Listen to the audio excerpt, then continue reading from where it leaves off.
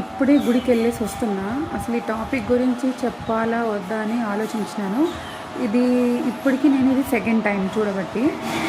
So నాకేమనిపించిందంటే, ఒకసారి చెప్తే అంటే అసలు ఎందుకు జనాలు ఇలా ఉంటారు అనేసి నాకు అర్థం కాలేదు.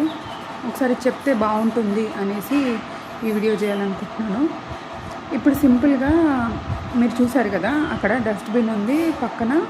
తర్వాత దేవుడి విగ్రహాల పక్కనే వాళ్ళు మొత్తము ఏవైతే పాల ప్యాకెట్లు ఉన్నాయో అగరబత్తి ప్యాకెట్లు అన్నీ వేశారు. అక్కడ పక్కన డస్ట్బిన్ ఉంది కదా, ఆ డస్ట్బిన్లో వేయలేనంత బిజీయా? ఒకవేళ అంత బిజీ ఉన్నప్పుడు ఎందుకు వస్తారు గుడికి? ప్రశాంతంగా దేవుడు దర్శనం చేసుకొని ప్రశాంతంగా వెళ్ళాలనేసే కదా. అంత కంగారుగా ఉన్నప్పుడు ఎందుకు వస్తారు టెంపుల్కి? నాకు అర్థం కాదు. ఇప్పుడు సింపుల్గా నేను ఒక విషయం చెప్తాను.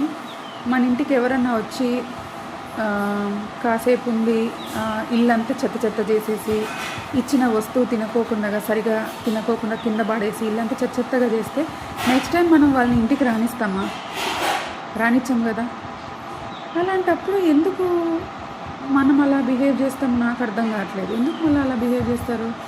ఇప్పుడు ఒక టెంపుల్కి వెళ్ళాము అంటే అక్కడ డస్ట్బిన్ ఉంది, ఏదైనా యూజ్ చేసామంటే డస్ట్బిన్లో వేసేసి అక్కడ ఏదైతే ఎన్విరాన్మెంట్ ఉందో దాన్ని నీట్గా పెట్టుకుంటే బాగుంటుంది కదా. ఇప్పుడు మీరు వెళ్ళాక అక్కడ క్లీన్ చేసే వాళ్ళు ఎంత తిట్టుకుంటారు తెలుసా?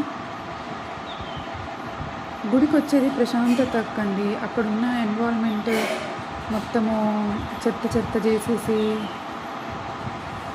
దేనికి అంత కంగారుగా అంత కంగారు ఉన్నప్పుడు ఎందుకు రావాలి టెంపుల్కి?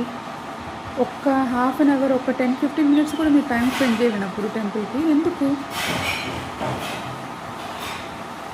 ఎక్కడ పాల ప్యాకెట్ ఓపెన్ చేసి అక్కడ వేసేస్తారు, ఎక్కడ అగరబత్తీల ప్యాకెట్ అక్కడ వేసేస్తారు. కొంచెం కాస్త ఒక్క డిస్టెన్స్, కొంచెమే డిస్టెన్స్ ఉంది, ఆ డిస్టెన్స్లో వెళ్ళి పాడేయచ్చు కదా. మనం ఇల్లును అలానే పెట్టుకుంటామా? ఎక్కడ తినేసి అక్కడే పాడేసుకుంటామా మనము? వెజిటేబుల్స్ కట్ చేసి ఆ చెత్త తీసుకువెళ్ళి డస్ట్బిన్లో వేస్తాం కదా. అలానే ఎందుకు టెంపుల్లో ఉండరు?